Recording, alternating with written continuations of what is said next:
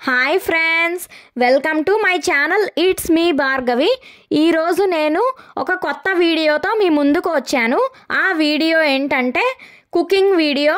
Recipe అయితే అందరికీ తెలిసిన రెసిపీయే, బట్ నా స్టైల్లో చూపిద్దామని చేస్తున్నానమాట. రెసిపీ పేరేంటంటే గోధుమ రవ్వ ఉప్మా. దీన్నే దలియా అని, అలానే వీట్ రవ్వ ఉప్మా అని కూడా అంటారు.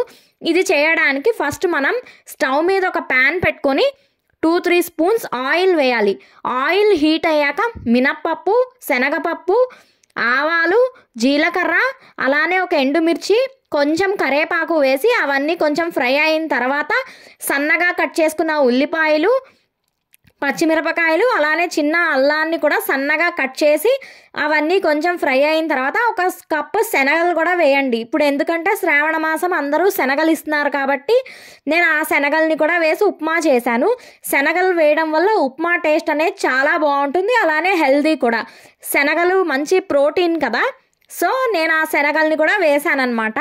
అవన్నీ వేసి బాగా ఫ్రై అయిన తర్వాత నేను తీసుకున్న ఒక గ్లాసు రవ్వకి 2.5 గ్లాసెస్ వాటర్ వేయాలన్నమాట. ఉప్మాకి 2.5 గ్లాసెస్ వాటర్ వేసి సాల్ట్ వేయండి.